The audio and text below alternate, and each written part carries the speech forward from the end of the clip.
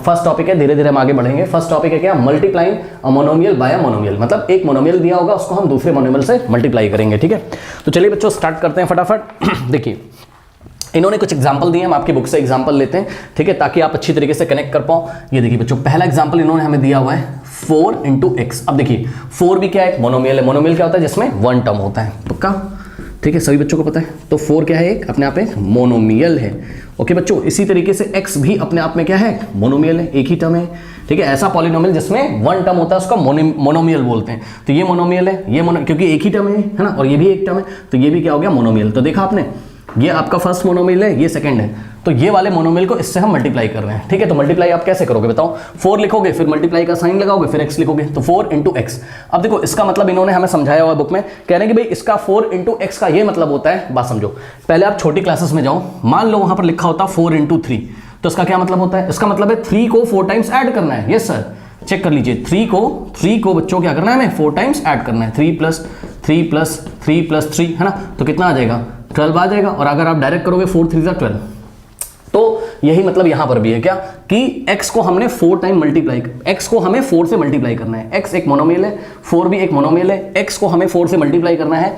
इसका ये मतलब है कि x को 4 टाइम्स ऐड करना है। आई रिपीट, x को 4 टाइम्स क्या करना है, ऐड करना है। जैसे कि 3 को 4 टाइम्स ऐड किया था, वैसे ही यहां पर x को क्या करोगे, 4 टाइम्स ऐड करोगे, यानी कि x + x + x + x। अब बताओ आंसर कितना आएगा बच्चों। अगर हम आपको 4 टॉफीज दे दें, कितनी 4, तो आपके पास कितनी टॉफीज होंगी, एक टॉफी यहां पर, एक टॉफी यहां पर, एक टॉफी यहां पर, एक टॉफी यहां पर, टोटल कितनी टॉफीज हो गई, 4 टॉफीज। तो आप क्या लिखोगे, 4 टॉफीज। ठीक, इसी तरीके से यहां पर कितने x हैं, 1 2 3 4 x हैं, तो आंसर क्या आ जाएगा, 4x। ये लीजिए, क्या दिक्कत है। ठीक, तो सिंपल शब्दों में हम बोलें तो जब हम एक मोनोमियल को दूसरे मोनोमियल से मल्टीप्लाई करते हैं तो आंसर भी हमें क्या मिलता है, एक मोनोमियल मिलता है। याद रखिएगा, 4x भी क्या है, एक मोनोमियल है। प्लीज ध्यान दें, एक मोनोमियल को हमने दूसरे मोनोमियल से मल्टीप्लाई किया तो जो आंसर आया वो भी अपने आप में क्या है, मोनोमियल है। बच्चों 4x में कितने टर्म है, ओनली 1 टर्म, तो ये भी क्या है, अपने आप में मोनोमियल है। तो आंसर क्या आ गया, मोनोमियल। ओके, तो आप अपनी कॉपी में नोट लगा सकते हैं क्या, कि जब भी हम एक मोनोमियल को मल्टीप्लाई करते हैं दूसरे मोनोमियल से तो हमें रिजल्ट क्या मिलता है, एक मोनोमियल ही मिलता है। ओके, तो आप अपनी कॉपी में नोट लगा लीजिए। ठीक है बच्चों, if we multiply a monomial, if we, अब मैं आपको सिखाता हूं और डिटेल में, if we multiply a monomial by other monomial, by other monomial, okay, then the result is, then the result is always a monomial। Okay बच्चों, जब हम एक मोनोमियल को दूसरे मोनोमियल से मल्टीप्लाई करते हैं या प्रोडक्ट लगाते हैं दोनों का, ठीक है, इसका मतलब मल्टीप्लाई या प्रोडक्ट आप कुछ भी बोल सकते हो। ठीक है, तो जो आंसर आएगा वो एक मोनोमियल होगा। नेक्स्ट एग्जांपल लेते हैं बच्चों। देखिए इन्होंने हमें लिख के दिया है 4 × 3x, इस बार ऐसा लिख के दिया है। ठीक, अब इसका क्या मतलब है, यानी कि 3x को कितने टाइम्स ऐड किया गया है, 4 टाइम्स। ठीक है ना, 3x को कितने टाइम ऐड करोगे आप, 4 टाइम। ओके, सो ये देखिए 3x + 3x + 3x + 3x, यही तो मतलब हो जाएगा ना। ठीक है, तो यहाँ पे बच्चों आंसर कितने आने वाला है, चेक कर लीजिए। ठीक है, इसको थोड़ा सा मैं यहाँ से हटाता हूँ। चलो आंसर देखो कितना आ रहा है बच्चों, 3x + 3x + 3x + 3x। अब एडिशन तो सबको करना आता है। ये सारे के सारे लाइक टर्म्स हैं, चेक कर लीजिए, 3x सब लाइक टर्म्स है, सबको ऐड करना है। तो कुछ नहीं करना है, जो कोफिशिएंट्स हैं यानी कि जो न्यूमेरिकल वैल्यू उसको ऐड कर दो। 3 + 3 + 3 + 3, 3 + 3 + 3 + 3, 3 कितना हो गया, 6 + 3 कितना हो गया, 9 + 3 12। तो आंसर कितना आ गया, 12x आ गया। ठीक है ना। ठीक, और देखो जो आंसर आया है, ठीक है बच्चों, वो भी अपने आप में क्या है, मोनोमियल है। ये भी क्या है, मोनोमियल है। 4 क्या था यहाँ पर, मोनोमियल था। 3x क्या था, मोनोमियल था। तो जो एक मोनोमियल को हम दूसरे मोनोमियल से मल्टीप्लाई करते हैं तो आंसर भी क्या आता है, एक मोनोमियल आता है। ओके स्टूडेंट्स, तो ये चीज हो गई। अब देखिए बच्चों, यहाँ पर अभी तो हमने आपको दिखाया कि x को 4 टाइम्स ऐड करा जाता है। 4 × x का मतलब ये होता है कि x को 4 टाइम्स ऐड किया गया है। ठीक, 3x को 4 से मल्टीप्लाई करने का मतलब है कि 3x को 4 टाइम्स ऐड किया गया है। ठीक, अब देखिए, अब आप इसको डायरेक्ट भी हैंडल कर सकते हो। कैसे डायरेक्ट करना है वो हम आपको बताते हैं। देखिए जैसे कि उसने बोला 4 × x, ठीक है, तो आपको कुछ नहीं करना है बच्चों।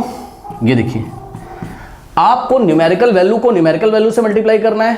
ठीक है, और जो आपके वेरिएबल्स हैं, वेरिएबल्स को आपको वेरिएबल से मल्टीप्लाई करना है, बस सिंपल। अब सर समझ में नहीं आ रहा है, देखो जरा, ये 4 एक न्यूमेरिकल वैल्यू है ना, x के आगे क्या लिखा है, x के आगे कुछ नहीं तो 1 मान लेंगे। क्या मान लेंगे, 1। तो न्यूमेरिकल वैल्यू को न्यूमेरिकल वैल्यू से, यानी कि 4 × 1, ठीक, और इंटू में x। अब देखो 4 बनता क्या होता है 4 और x को ऐसे ही कॉपी कर देंगे, ये डायरेक्ट आंसर आ गया। अभी और अच्छी तरीके से समझ में आएगा, परेशान ना हो। जैसे लिखा 4 इंटू 3x, ओके 4 इंटू क्या लिखा 3x, तो क्या मैंने बोला कि न्यूमेरिकल वैल्यू को न्यूमेरिकल वैल्यू से, मतलब जो न्यूमेरिकल कोफिशिएंट होता है, ठीक है, उसको हम आपस में मल्टीप्लाई करते हैं, न्यूमेरिकल कोफिशिएंट को न्यूमेरिकल कोफिशिएंट से और वेरिएबल्स को वेरिएबल से। तो यहाँ पे देखिए न्यूमेरिकल कोफिशिएंट कितना है 4 है, तो 4 लिखा इंटू, यहाँ पे देखिए न्यूमेरिकल कोफिशिएंट कितना है x का, भाई सेकंड मोनोमियल है ना सेकंड, तो इसका न्यूमेरिकल कोफिशिएंट कितना है 3 है, तो 4 इंटू 3 और कुछ नहीं करना है। यहाँ पे देखिए x को लास्ट में हम इस तरीके से लिख देंगे, तो आंसर क्या आ जाएगा 4 3 12 और साथ में क्या है x है, बस ये लीजिए ये आंसर आ गया। तो इस तरीके से हम करते हैं, ठीक है, धीरे धीरे और चीज़ें समझ में आएंगी। आइए कुछ और एग्जांपल हम यहाँ पर लेते हैं। जैसे कि बच्चों मान लीजिए कि इन्होंने हमें एक एग्जांपल दिया हुआ है, क्या x इंटू 3y का, ये देखिए अब x एक मोनोमियल है, 3y भी एक मोनोमियल है, रिजल्ट एक मोनोमियल आएगा। तो कुछ नहीं करना है आपको, न्यूमेरिकल वैल्यू को न्यूमेरिकल वैल्यू से मल्टीप्लाई करो। अब देखो ये x लिखा है, x का मतलब क्या है, x के आगे कोई नंबर नहीं लिखा है, x का कोफिशिएंट क्या होगा 1, ठीक है, तो x के आगे हमने 1 लिखा इस तरीके से 1 इंटू एक्स और साथ में क्या है 3y। अब इसका रिजल्ट कैसे आएगा, देखिए न्यूमेरिकल कोफिशिएंट्स को न्यूमेरिकल कोफिशिएंट से मल्टीप्लाई कर लीजिए और जो आपके वेरिएबल्स हैं वेरिएबल को वेरिएबल से मल्टीप्लाई कर लीजिए, ठीक। तो देखो 3 इंटू 1 या फिर आप 1 इंटू 3 कर सकते हो, इंटू में x इंटू वाई कर सकते हो, x इंटू वाई, ये लीजिए। अब आंसर क्या आएगा 3 1 क्या होता है 3 और x इंटू वाई को सिंपल हम xy लिखते हैं, तो 3xy आ गया, बस ये आंसर हो गया आपका, क्या दिक्कत है, ठीक है। और देखो x एक मोनोमियल था, 3y भी एक मोनोमियल है, आंसर भी क्या आया है 3xy जो कि एक मोनोमियल है, ओके। यानी कि मोनोमियल को मोनोमियल से मल्टीप्लाई करोगे तो आंसर क्या आएगा मोनोमियल आएगा, ओके स्टूडेंट्स। तो इस बात का आपको ध्यान रखना है। आइए कुछ और एग्जाम्पल हम लोग देख लेते हैं। इसमें अगर आपको कुछ नोट करना हो तो प्लीज नोट कर लीजिए, नोट करना हो तो नोट कर लीजिए बच्चों, नोट कर लीजिए, नोट कर लिया। चलिए अभी यहाँ पर मैं आपको एक रिजल्ट लिखवाऊंगा, है ना, एनसीईआरटी में वो रिजल्ट दिया हुआ है, तो आपको थोड़ा सा ध्यान देना है उस रिजल्ट पे भी, ठीक है। अभी तो बेसिक हम आपको सिखा रहे हैं, फटाफट आपको मल्टीप्लाई करना आ जाएगा जब हम कुछ और एग्जाम्पल यहाँ पर लेंगे, ओके स्टूडेंट्स। चलिए देखिए जैसे कि नेक्स्ट एग्जाम्पल है बच्चों, इन्होंने हमें दिया हुआ है एग्जाम्पल नंबर 2, आप देखोगे पेज नंबर 142 पे, तो ये कह रहे हैं 5x इंटू 3y। अब देखो 5x क्या है, एक मोनोमियल है, 3y भी क्या है, एक मोनोमियल है। कुछ नहीं करना है आपको, ठीक है। क्या करना है, कोफिशिएंट ऑफ, देखो कुछ नहीं करना है, देखो कैसे, यहाँ पे जो प्रोडक्ट आएगा, मैं चलो रूल लिख ही देता हूँ, ठीक है, मैं रूल बच्चों आपका यहाँ पर लिख ही देता हूँ, ओके स्टूडेंट्स। देखिए आप अपनी बुक में देखोगे तो यहाँ देखिए बॉक्स में एक रूल लिखा हुआ है, इस रूल को देखिए, कह रहा है कि कोफिशिएंट ऑफ प्रोडक्ट, ओके, देखिए कह रहा है कि कोफिशिएंट ऑफ, कॉपी में नोट करिए और याद करिए, ठीक है, कोफिशिएंट ऑफ प्रोडक्ट जो आएगा, मतलब जो आंसर आ रहा है उसका भी तो कुछ ना कुछ कोफिशिएंट होगा, कोफिशिएंट मतलब न्यूमेरिकल वैल्यू, ओके। तो कोफिशिएंट ऑफ प्रोडक्ट मतलब प्रोडक्ट जो आएगा, जो आंसर आएगा उसका जो कोफिशिएंट होगा वो किसके इक्वल होगा, coefficient of first monomial into coefficient of second monomial, okay. ये देखिए coefficient of first monomial into what, into coefficient of second monomial, okay.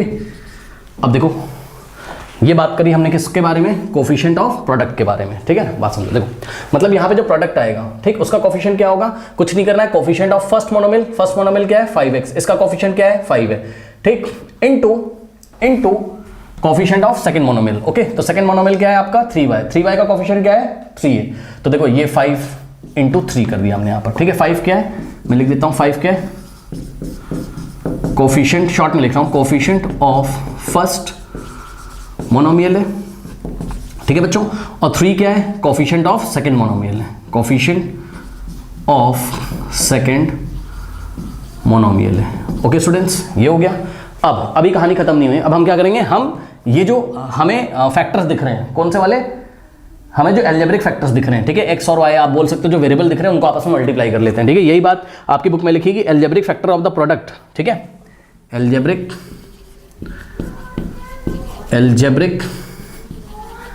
Factors of the product, algebraic factor of the product is equals to algebraic factor of the first monomial into algebraic factor of the second monomial, okay, algebraic factor of the first monomial into algebraic factor of the second monomial, okay, into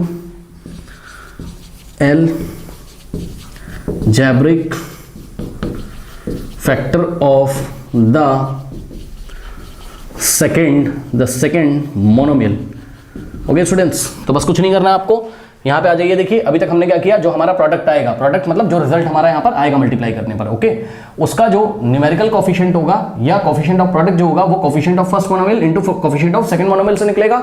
और जो algebraic factor of the product होगा, मतलब यहाँ पे जो algebraic factor आएगा वो कैसे आएगा, algebraic factor of the first monomial. तो चेक करो बच्चों, फर्स्ट मोनोमियल का एल्जेब्रिक फैक्टर कौन है, x है, ठीक, into algebraic factor of the second monomial. Second monomial का एल्जेब्रिक फैक्टर कौन है, y है, ठीक। इसी चीज को मैंने आपको आसान भाषा में बताया था, कुछ नहीं करना है, नंबर को उठा के नंबर से मल्टीप्लाई करना है और जो वेरिएबल्स हैं उनको उठा के आपस में मल्टीप्लाई करना है, ठीक है। और यहां पर हमें एक्सपोनेंट्स के रूल भी फॉलो करने हैं, एक्सपोनेंट्स के रूल भी फॉलो करने हैं, and follow the rules of exponent. अब ये क्या चीज है वो हम आपको बताएंगे, and follow the rules of power and exponents, ये हम आपको सिखा देंगे, परेशान ना हो। And follow the rules of power and exponents. अब ये क्या चीज़ है ये भी हम आपको थोड़ी देर में बताएंगे। पहले यहाँ पे देखो 5 3 कितना हो जाएगा बच्चों, 15, ठीक है ना, और इंटू में x into y x y, बस खत्म, ये आपका आंसर है। तो आपने देखा एक मोनोमियल को हमने दूसरे मोनोमियल से मल्टीप्लाई किया तो आंसर क्या आ गया, एक मोनोमियल ही आ रहा है। चेक करो, ये मोनोमियल ही तो है, ठीक है बच्चों। नाउ नेक्स्ट एग्जांपल लेते हैं हम एनसीईआरटी से ही, ठीक है। चलिए, ताकि आप अपनी बुक से इसको कनेक्ट कर पाओ अच्छी तरीके से। देखिए बच्चों, इन्होंने हमें एग्जांपल दिया है, थर्ड एग्जांपल अगर आप देखोगे क्या दिया है, 5x ये फर्स्ट मोनोमियल है, इनटू क्या दिया हुआ है, -3y ये आपका सेकंड मोनोमियल है। नाउ स्टूडेंट्स ध्यान दें प्लीज, यहाँ पे देखिए जरा, देखिए ये फर्स्ट मोनोमियल है, ये क्या है आपका फर्स्ट मोनोमियल है, और ये क्या है आपका सेकंड मोनोमियल है। तो वो क्या कह रहा है, कह रहा है कि जो प्रोडक्ट आएगा उसका कोफिशिएंट कैसे निकलता है, coefficient of first monomial into coefficient of second monomial, okay. तो फर्स्ट मोनोमियल का कोफिशिएंट क्या है, 5 है, इनटू यहाँ प्रोडक्ट आएगा ना, प्रोडक्ट आएगा, ठीक है। तो प्रोडक्ट का जो कोफिशिएंट होगा कैसे मिलेगा, coefficient of first monomial into coefficient of second monomial. तो सेकंड मोनोमियल का कोफिशिएंट कितना है, -3 है, तो 5 इंटू -3 कर लेंगे, या सीधे शब्दों में बोले तो नंबर को नंबर के साथ मल्टीप्लाई कर लेंगे, 5 इंटू, और यहाँ पे नंबर क्या लिखा हुआ है, -3, ओके, ये हो गया। अब इनटू, अब देखो यहाँ इनटू लगाया, यहाँ माइनस लगाया, तो हमने एक ब्रैकेट डाल दिया ताकि हमें समझ में आए, हाँ भाई 5 को हम -3 से क्या कर रहे हैं, मल्टीप्लाई, ओके। नाउ अब क्या कह रहा है, कह रहा है algebraic factor of the product, यानी कि यहाँ पे जो प्रोडक्ट आएगा, यानी कि जो मल्टीप्लाई करने पर आंसर आएगा, उसका जो एल्जेब्रिक फैक्टर होगा वो कैसे निकलेगा, algebraic factor of first monomial into algebraic factor of second monomial. तो फर्स्ट मोनोमियल का एल्जेब्रिक फैक्टर कौन है, x है, इनटू सेकंड मोनोमियल का एल्जेब्रिक फैक्टर कौन है, y। सीधे शब्दों में बोले तो बच्चों नंबर को नंबर से मल्टीप्लाई कर लो, वेरिएबल को वेरिएबल से, ठीक। अब देखो यहाँ पे कुछ बच्चे कंफ्यूज होते हैं, ठीक है। देखो +5 कैसा है, प्लस का, 3 कैसा है, माइनस का। तो बच्चे कहते हैं क्या, बच्चों की गलती क्या होती है, बच्चे कहते हैं सर 5 इंटू -3 क्या होता है, प्लस माइनस, सर माइनस होता है ना, 5 3 15, और सर साइन लगेगा बड़े नंबर का, यानी कि 5 के आगे प्लस है तो हम प्लस लगा देंगे, रॉन्ग। बच्चों देखिए, आप यहाँ पर क्या कर रहे हो, मल्टीप्लाई कर रहे हो। जब हम मल्टीप्लाई करते हैं तो हमारे मुंह में बोलने में जो साइन आता है ना, हम वही लगा देंगे। मतलब समझो, जब भी आप मल्टीप्लाई करोगे तो आप ऐसा पढ़ लो, प्लस माइनस क्या होता है, ये तो पता होगा ना, प्लस माइनस क्या भाई, इतना सभी बच्चों को पता होगा, प्लस क्या होता है, प्लस, माइनस भी क्या होता है, प्लस माइनस क्या होता है, माइनस, और माइनस प्लस क्या होता है, माइनस। यानी कि जब दोनों साइन सेम रहेंगे तो आंसर क्या आएगा, प्लस। चेक करो, प्लस माइनस प्लस, तो दोनों साइन जब सेम रहेंगे है ना, तो आंसर प्लस आएगा। और एक साइन अगर पॉजिटिव है दूसरा नेगेटिव है ना, एक नेगेटिव है दूसरा पॉजिटिव है, तो आंसर क्या आएगा, माइनस आएगा। तो देखो जरा, 5 प्लस का है, 3 कैसा है, माइनस का है, तो प्लस माइनस आंसर क्या आना चाहिए, माइनस। लेकिन जब आप मल्टीप्लाई कर रहे हो तो आपको बड़ा छोटा नंबर नहीं देखना है, आपके मुंह में बोलने में जो साइन आ रहा है वही लगा दो, ठीक। तो प्लस माइनस हमारे मुंह में बोलने में क्या आ रहा है, प्लस माइनस, तो हम माइनस लगा देंगे, 5 3 15, तो माइनस का 15 और x into y x y, ये लीजिए।